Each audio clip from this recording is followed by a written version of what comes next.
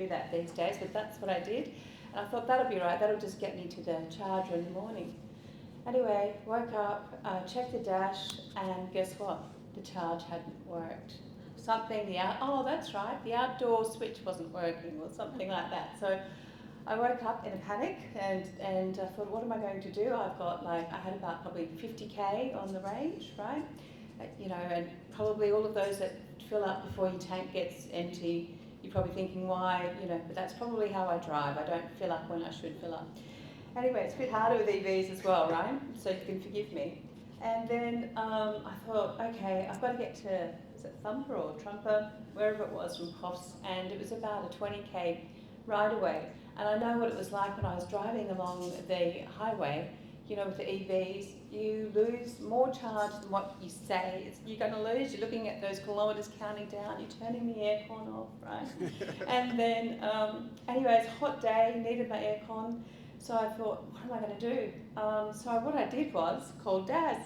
I said, Darrin, he's a mechanic, all those sorts of things, expert driver trainer. So I said, Daz, I'm here at Coffs Harbour, got 50k's in range, but I've got 20k's to go. Do you think I'm going to make it, or do you think I should try and find something closer? Because I was going to the NRMA charger. He says, no, Urs, you'll be right. So I took off and got there, and I think I probably had about 18k's left. So I was fine. But, range anxiety and that first experience driving an EV is real, right? So I guess today really what I want to do is introduce, for those of you who don't know much about EVs and some of the concepts, and then for some of you that already know, maybe you can correct some of the errors that I might have as well. I'd love your feedback. So we're going to firstly look at, I guess, now is my clicker here? Yeah. Yeah, that's fine. We're going to look at the data, but I'll introduce it. Daz is going to be joining me sort of along the way, but we'll have a fuller discussion at the end, or midway through I should say, but at the end of my slide deck, really about the NRMA experience, the NRMA driver training experience, and some of our membership feedback as well on EVs. Wrong way? Okay, don't need to do that. Okay. So I've already asked this question about who's considering an EV? Who would consider? Yeah, hybrid. Yeah, hybrid. Well, you're actually probably not alone there, because hybrids are actually starting to become a lot more popular. But I'll talk a bit more about that in a minute. You can see here a number of brands up here. So I recently went to the EV EV show. And it was really interesting to see the number of brands there that I've never seen before or never noticed before. And you can see that here you've got a number of, I guess, more sort of like parent brands that own a number of subsidiary brands underneath. So I'm not sure how many of you recognise a lot of those brands, but a lot of them are new to Australia on the left-hand side here. And then on the right-hand side, you can see there's 109 Chinese brands alone positioning for, being that top 10. I know you can't really read them, but it was just, I thought it was an interesting triangle. They're positioning for that top 10. And apparently, as of 2026, 2027, some of the brands in our top 10 for the EVs in Australia we won't even recognise. So that's from the EV Council. So. Okay, so how many of you know that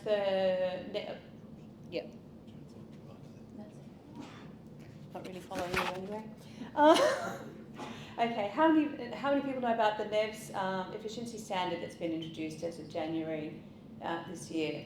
Yeah, and essentially what that means is the CO2 emissions from vehicles targets have been reduced. So that means there's been a bigger demand for EVs.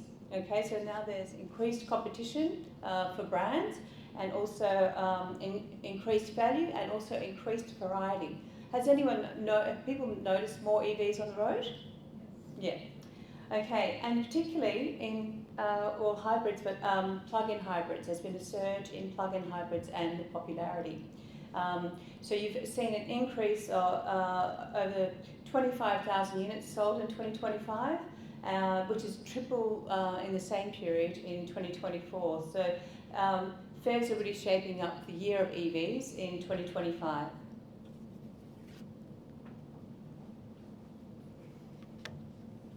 Okay, so then I might just take, I feel a bit, put another mic. I might take yours. So that's okay. So then here you can see up here that we've got last year, this is up until June 2025, and this report is from the EV Council, all available online. During the same period last year, you can see there's been a 24.4% rise in EVs sold, and as I said, that includes both full electric and also hybrid electric. Okay, so this year up until June, we had 72,758 have been sold. That's a 12% increase, but actually we're tracking a 16% increase on EVs sold as of now. Yeah. I did see yesterday the AAA said that for the last quarter in all of Australia, EVs, be it FEVs, be it battery electric vehicles, or just standard hybrids, it's now gone to 30%. It's only 70% of the market is ICE vehicles, and that trend continues to drop. Okay, and you can see you've got familiar names here. You would know Tesla and BYD. Okay, so BYD is taking up the top three there, or Tesla and BYD is top 5. But I'll just give you an indication of the. So can everyone see this? So then, at the moment, you've got very familiar brands up there: Kia, Tesla, BYD. And this is what it looks like at the moment, but they're expecting in the next couple of years that most of those, that Tesla is going to lose its position, this is what I understand, and you'll see a lot of those Chinese brands up in those top 10 ranks. And this is what it looks like from a global perspective. So since, as I said, that the NEVs standard has been updated and brought in, we've actually improved our position, and you can see here we're above Japan, which I thought was interesting. And so apparently Japan's got a big focus on hydrogen cars, and also they've actually got not a very positive attitude to EVs at the moment. It's not very convenient. Probably a lot of high-rise living, I would imagine. And of course we know that Norway and Sweden are sort of leading the yeah. So it's really interesting to note that, say, for example, Norway, most of it is light green, and light green is battery electric vehicles. The small blue part at the top there is your plug-in hybrid EVs, not even the standard EVs, but they're the two that we're talking about on there. You can see right here, that's the global average. So the big movers in this world here are Singapore, Sweden, Norway and China. Okay, and then the other thing to note here is that the second-hand market growth for EVs has never been stronger. There's been a rapid growth, and month on month we're up 37.5% according to this, the AAA. And it's a buyer's market. So there's lower prices and a lot more stock, and that's because, as I said, there's a lot more production, and then people buying, obviously, new EVs, and with that, we get that second-hand market. And so the key brands, obviously Tesla and MG, and I think you've got an MG, don't you, Daz? I do, yeah. Yeah. It's really interesting. I've been in the auto industry for a very long time, and when the Toyota hybrids first were released onto the Australian market, about 5 years after, nobody wanted a hybrid. The resale value for your Toyota hybrids, 5 and 10 years after they were first released, plummeted, because there was that fear of, I've got to replace the battery. But it's quite interesting that we're going through the same cycle with full electric vehicles. Second-hand values are plummeting because of the fear of the unknown.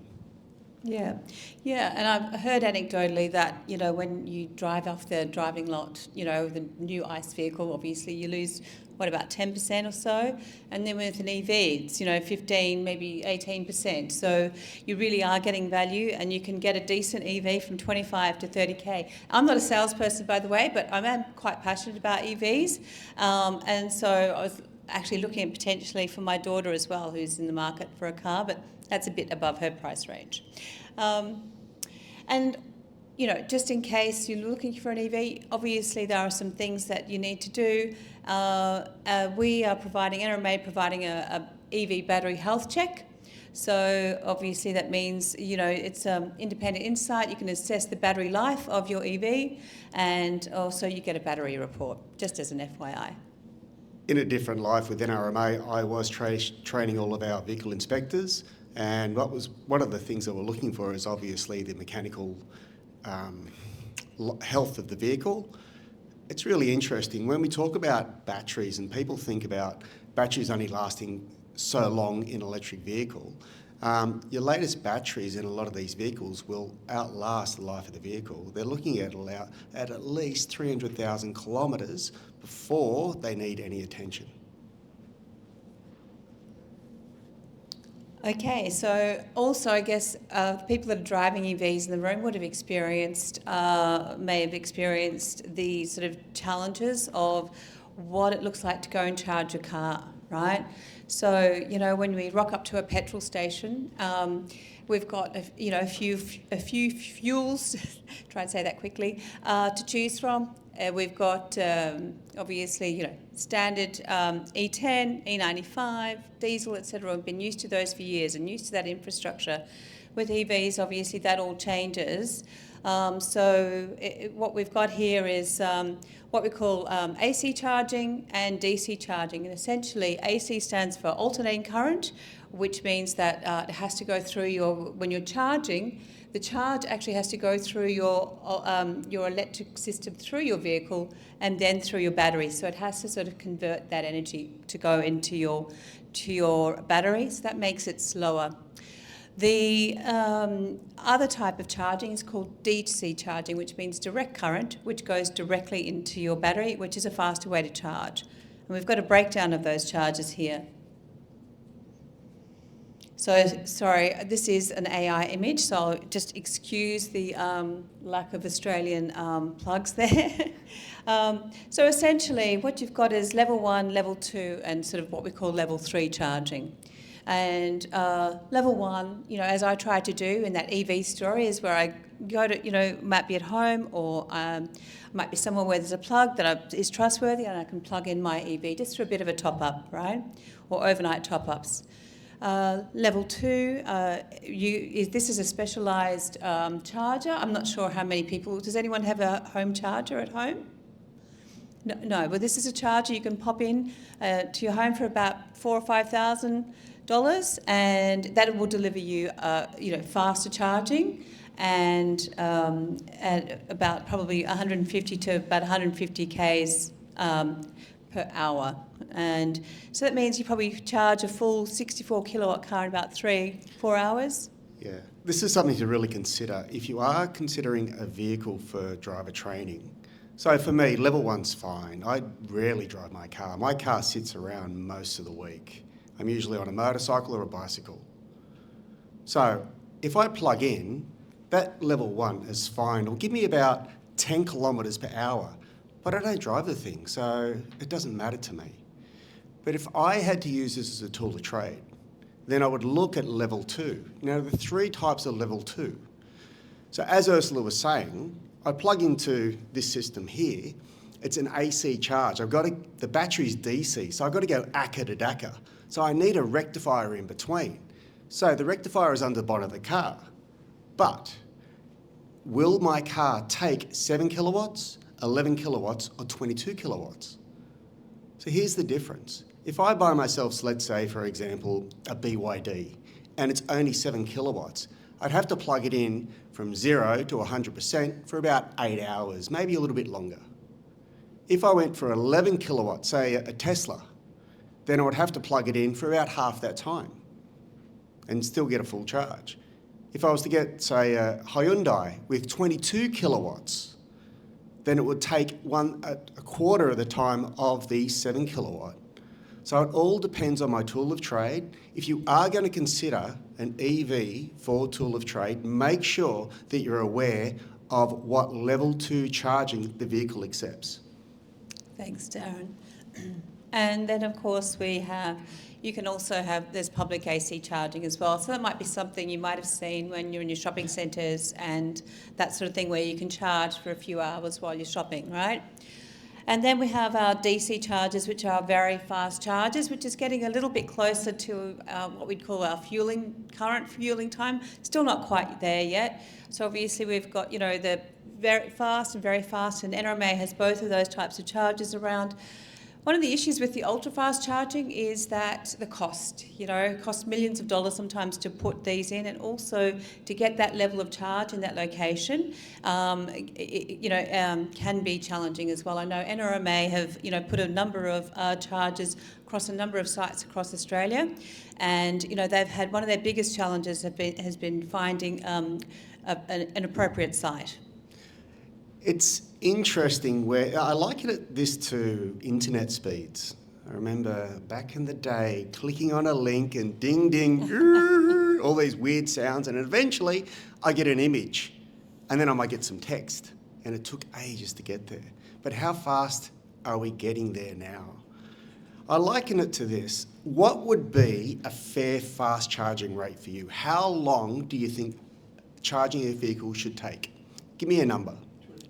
20 minutes. 20 minutes. Well, there's a Volvo and there's a Neo in China right now that will charge to 100% in under 5 minutes. So it's there. The problem is getting the infrastructure here. Yeah. The vehicles can do it. It's the infrastructure that needs to keep up. And how's NRMA been any because of those public charging locations? Is the infrastructure building that keeping up with the growth of EVs in our country? Great question.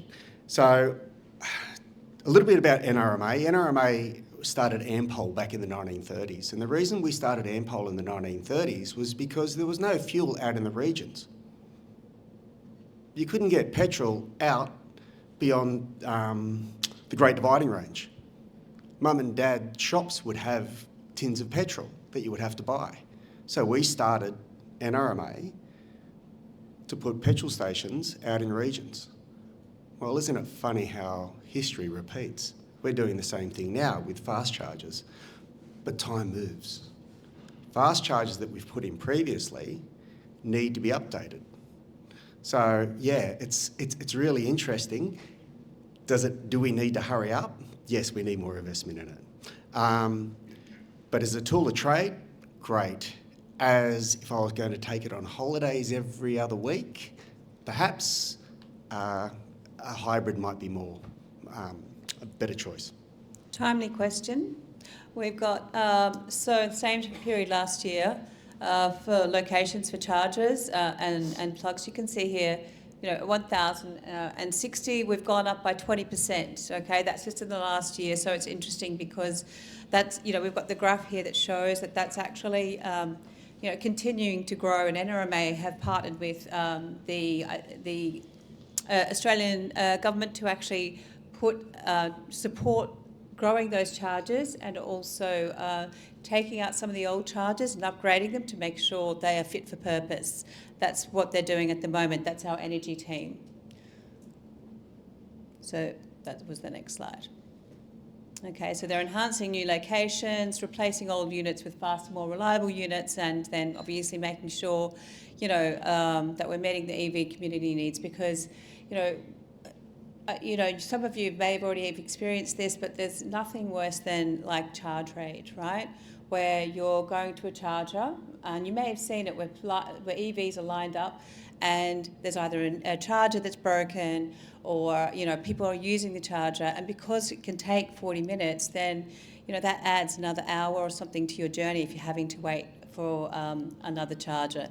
So we're trying to fix that at the moment, but that has been a challenge, and I will say that Darrin and I are going to talk a little bit more about some of the charging challenges that NRMA have had along the way. So a quick question, Ursula. Yes. The upgraded ones, what level 150. So previously they were 50, they've gone to 150. So is that the level 2? Yeah, no, sorry.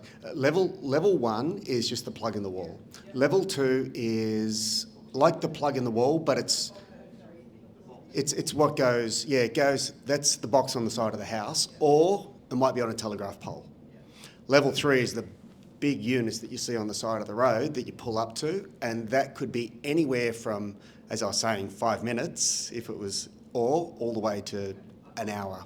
Yeah. But all your new ones might have been at a certain, because Wagga's just been upgraded, that's all. So Wagga would be level 3, so it's a DC to DC, and that would be 150 kilowatt. But Chris, we can send you or everybody a link of what's going on around, what we're doing, because there will be probably some larger charges amongst that as well. But as far as the exact detail on that, I'd have to send you some information on that. And so this is just a pure comparison on fuel cost. We haven't talked about insurance, we haven't talked about maintenance or anything like that. So if we're looking at charging costs, we can see here that, say, you've got a cost for an EV charger that represents around 100 kilometres. If you're saying cost per 100 kilometres, it's about $4.50 to $7, depending on the rate of the charge. Also, the size of the size of your battery can be depending on a number of things. The cost of the kilowatt hour. Now, that's equivalent to, on average, 33 cents per 10 kilometres. This is just a rough estimate. It's not for every single vehicle, but there are substantial savings. Now, compare that cost of 33 cents per 10 kilometres, and I know petrol's probably not $1.50 at the moment. It's probably a bit more expensive than that. I know that. But if you look at an average of per 10 kilometres, you're looking at about $1.20 or $1.50 per 10 kilometres. So you can see the comparison there. Just on a fuel charge or sort of energy charge, EVs come out much better off. But we will talk more about that shortly. It was quite interesting what Dion said before. Yeah. The trip to Queensland. Yes. About $20. Yeah, that's right. Which is quite phenomenal. And if we really look at the cost of our business, why won't we lower our overheads to try and put more money in our pockets? So, sorry, does that EV charging cost take into account, like on the cars we drove yesterday, it was like an extra $6,000 to buy that car with that? That's a good question. So this is just straight up costs around energy or fuel cost, right? But even then, over 5 years, we're going to talk a little bit more about that in a minute. But over 5 years, there's studies to show even with insurance and with fuel costs, etc., and you'll pay back that $6,000 differential. I'm not guaranteeing it though, Chris. I don't know what you're buying or what you've got now. And then just something about the future trends of energy and charging. So interestingly, there's now a technology that exists called vehicle to grid, right? Or vehicle to home. So essentially what we've got here is a situation where you will be able to, your house is set up over here with solar panels. You've got a battery, like a full battery that's going to be able to charge your home, and then you can actually use your car to either recharge your house for electricity or send that electricity straight to the grid. So you've got what you call bi-directional power. So EVs can supply power to homes or the grid. And obviously that's, especially for, I guess, where there's been a lot of storms or sort of that sort of thing where you've got, power outages. It's a potential backup and also potential income. There's also, I've got here, so an example here is, you might have is it a BYD, that's 64 kilowatt EV battery, can potentially power a small home for up to 3 days. No, that's an average home. A small home, a lot longer. Yeah. It's interesting. I bought my MG4. It's got a 64 kilowatt hour battery for $35,000. It's 3 Tesla Powerwalls sitting under that vehicle. And I don't know what a Tesla Powerwall's worth, but I think it's about 15 grand per Powerwall. So yeah, the value of small Chinese EVs is phenomenal at the moment. Okay, and just a couple of things here with. So I guess one of the things that I didn't mention earlier is that if you do want to look at, I did have a link on my slide earlier, just in regards to. There are some phenomenal. Sounds like I'm selling today, but I'm not. Some phenomenal, and there's no affiliation. Energy, deals going for EVs, right, where you can actually get 3 hours of free charging per day. I think from someone called Ovi, a group called Ovi. And this is another little, thing that might help you as well, is called PlugShare. Does anyone use PlugShare? Has anyone got PlugShare here? So it's basically an app where, we talked about earlier about, is that EV going to be broken down? Is there someone already there? Not EV, is that charger going to be broken down? Is there somebody already there at that charging point? This app will show you. It'll show you what's available, and it'll also, underneath here says My Check-ins. It might give you some notes there of people that are using it and how long they've been on the system for. Is that a hand up or is that just tired? I just wonder, what's the relationship with NRMA and EVs? Like, why the endorsement? Because, if EVs require, I'm just curious, Yeah. if they require less maintenance than NRMA roadside assistance, which is what I normally associate Yeah. NRMA with, the business goes down. So where do you pick up the business then? Well, that's You mentioned the government relationship earlier. No, we're not insurance. no. No, we've got nothing to do with insurance. We're actually a mutual, guys. So NRMA, we're a mutual, we're a club. So you join the NRMA, you join a club. Our NRMA. Yeah, our NRMA, not the insurance NRMA. So our money has never come from... Road service is a service. Insurance company have subsidised that service for a very long time.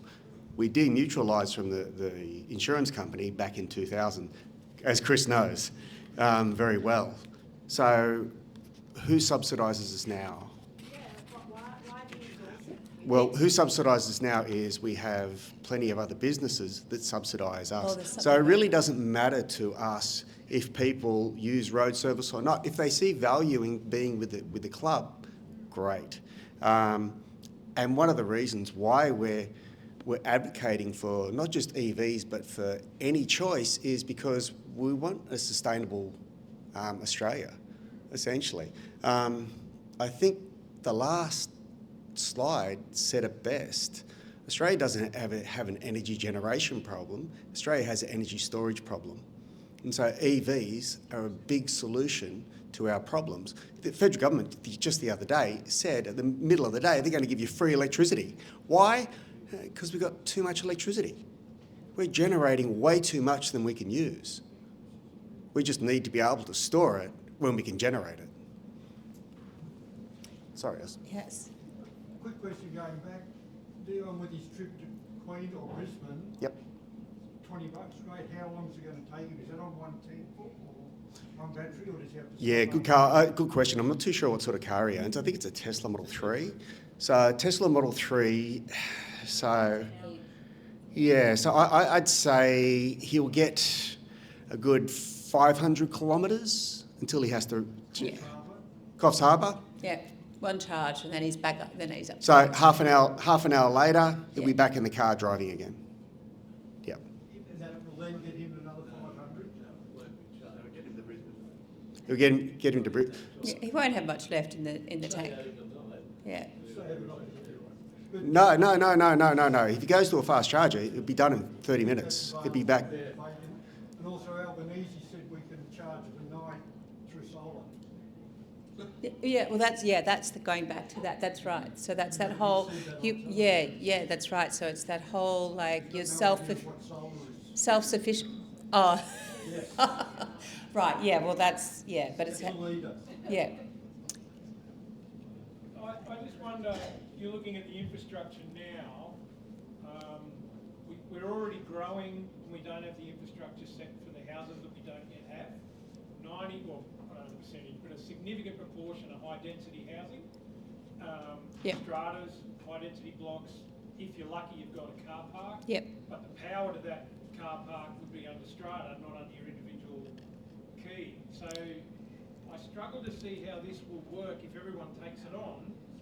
There will not be enough capacity to charge the cars. How do you see that playing out? In the UK, for example, in some areas they've got more EV chargers than they have petrol Bowsers, right, in some locations. And they are, obviously there's some spread out, but there's also high density there as well. There's a lot of street charging. For example, Darrin drives an EV and he doesn't have a pack at home. We're going to talk through that, but that's how. Look, I don't have the expertise on that, but I will say that there are other countries are doing it in so many ways that are not just about home charging. The model would be based on more. Yeah, it's curbside. Like there's all sorts of different chargers. Curbside, big chargers. Some home charging. Big battery. Big charging systems if you're lucky. If you do have a home. I charge my car about once every 2 weeks. So, yeah, no hassle. Well, I just go down to the shops, usually go walk the dog, go to the beach, plug it in and then drive it home, and then I'm right for another couple of weeks. Yeah, and that's what we will, in a minute, we will talk about the user case for driver trainers and just what that looks like from that perspective, because I get your point. Okay, so just before we do that though, there we go. Just some fun facts. So we've got here, obviously, now excuse me, but the way that that's set up probably is incorrect. Again, that's AI images. But just to show you that, you can go out camping, probably with not that size car. Maybe you'd have a bigger size battery in your car. And you could maybe, as long as you're not too far away, you could, charge your fridge and keep that cold. Slightly bigger than that esky. I couldn't get the fridge in there, but depending on what you want to take, you could help light up a campsite. You could also, if you need to, blow up your kids' bouncing castle, and also they've also got EVs that can now float as well. So in emergency situations, and as my daughter said when I was going through these slides with her, Mum, you're not going to tell people that, they're allowed to drive through water, are you? And I said, no, it was just an image to show you that, this is what's happening with the technology. It's quite out there. And I guess just some other fun facts. I mean, who knew that the first electric car was built in 1828?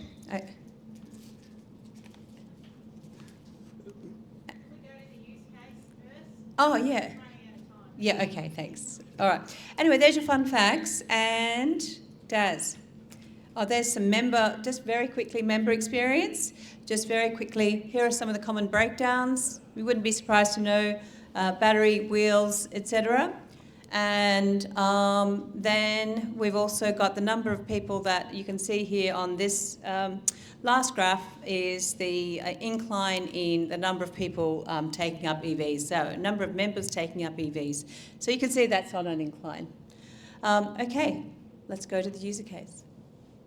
Okay. So. Okay, Daz, let me just ask you. Yes. So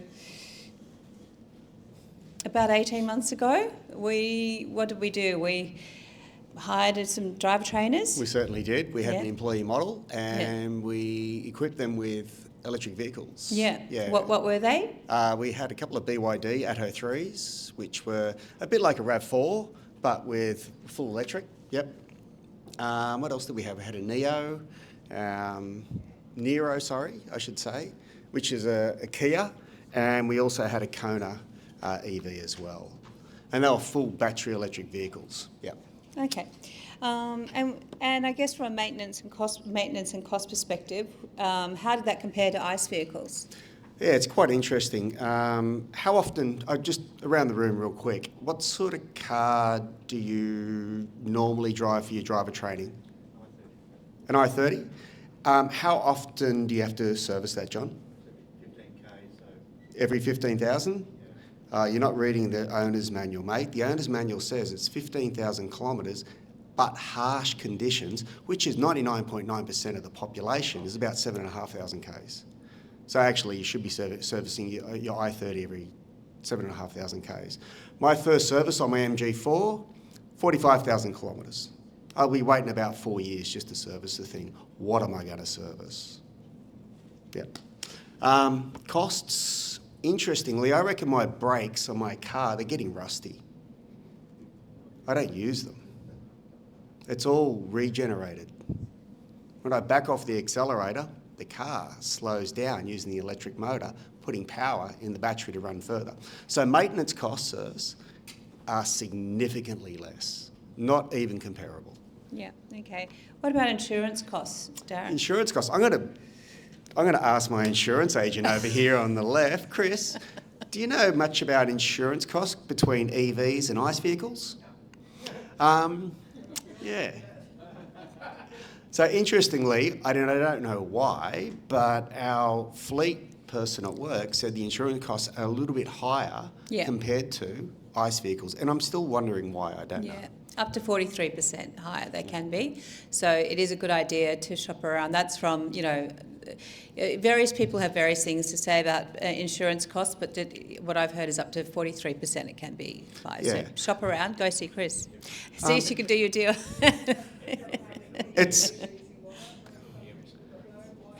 So from our case study, it was really interesting that we had full battery electric vehicles. Now, from my experience, if I had an employee model and I was giving EVs, battery electric vehicles, to my employees to then charge at home, it's not going to happen.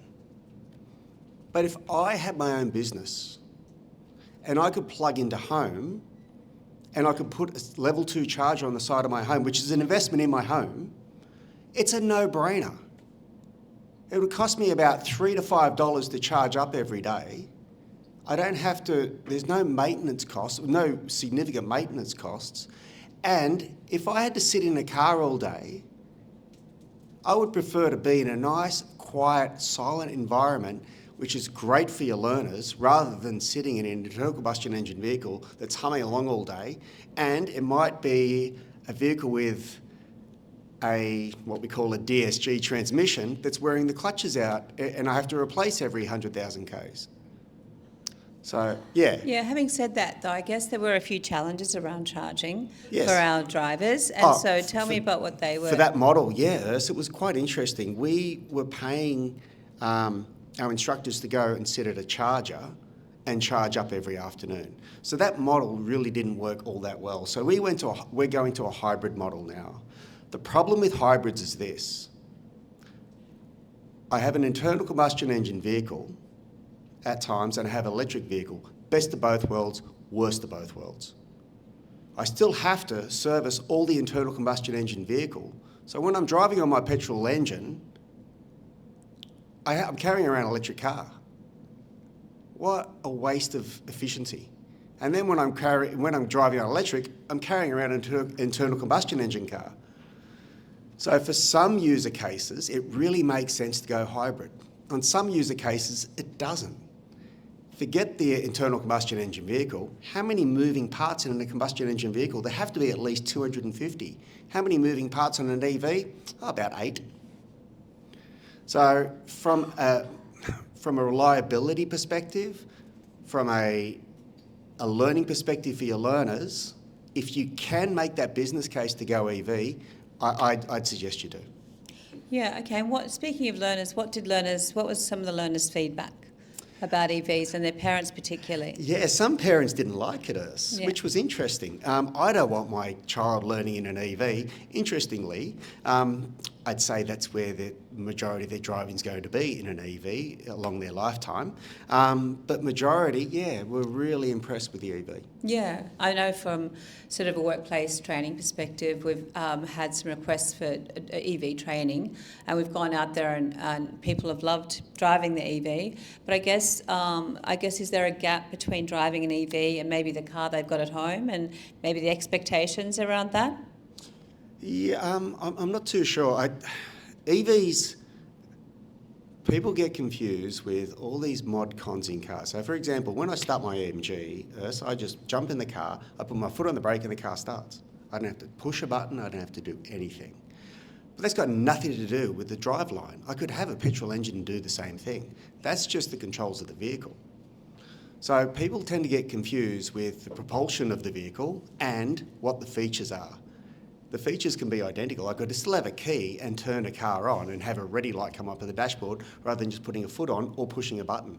So I guess the changes of how to start the vehicle, how to switch the vehicle off, are a little bit off-putting to people because they're expecting to turn a key, hear a vroom, see the tachometer increase, and then select drive or put it in first gear and drive off. I guess that's that subtle change, but it's interesting. People also have to get accustomed to regenerative braking. Yeah. Yeah. So one thing I like about BEVs, battery electric vehicles, is that you can set a mode in the vehicle. So if I had a learner in the car, I would set it to an eco mode. So when they push the accelerator and they accelerate off, it's nowhere near as quick as if you were to put it in sports mode. Okay, and I guess, just the zippiness might be something that might be an off-putting factor as well, potentially. Yes, they accelerate very, very, very quickly. Yeah. So I guess with what we've said, just to wind up, we're in between afternoon tea and, and going home. So last question, just, recommendations around EVs and charging, et cetera, Darrin. Yeah, just to summarise, if I own my own business and I was to purchase a car and I could plug it into home, my strongest recommendation would be please consider a battery electric vehicle. If I cannot plug it into home, then consider a hybrid. If you're employing somebody and they can't plug it into home, you may like to consider a battery electric vehicle if you have a charger very close to your home also, just like myself. I have 3 chargers in 3 streets adjacent to me, so I can easily just drive to the end of the street, plug it in for overnight, go home, pick it up in the morning, just across the other side of the park. Okay. So, yeah. All right. Thank you. Tell us just roughly the difference in charges between a stationary council charger and your home trip charger? Yeah, so if it was at home... That needs to be smart meter. Look, for myself, no, it just plugs into the wall because it's not a tool for trade. But for a tool for trade, you could, if you plug it into your home, there are some times of the day that the electricity company are going to pay you to charge. If you've got a smart meter, not the new one. Yes. If you're at a level 2 charger. So that might take about $3 to $5 to fully charge your car. That would be 400 to 500 kilometres range. So, yeah, quite easy. 400 or 500.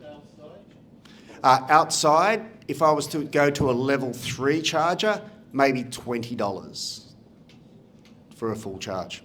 Yeah. The time-wise, my local would take me about 30 minutes. Yeah. What's the average cost of actually setting up the plug of the wall of the battery charger at home? That's a great... It's got to be factored in when you buy your first EV. And Yes. then do you need to, if you then update your EV, is that going to have a different power and you have to change the wall charger there as well? Great question. Is that a cost with the vehicle? Yeah, so if you were to go single phase, it's quite inexpensive. If you were to go 3 phase, so that would be 11 kilowatt or 22 kilowatt, and you don't have 3 phase there, it's going to cost a lot more. But you should get change from about $2,000. Just remember, that would be an investment in the house as well. So if you were to sell that house later on, then you're capitalising. You could sell that feature of the house. Yeah. There was an issue about block of units. Just mention quickly because we Yes. go through it now. Just have to be chairman and the 5% units, 48 of them, and we got only one electric car. Yep. We made sure that he connected to his own meter, not the common power. Yep. That's what they've got to have. That's really interesting. The last electric bill we've got. Yep. Been doubled. So somebody must have used the common power to charge this car. Yeah, so it doesn't... It's not about the financial side. Yeah. It's about the whole wiring because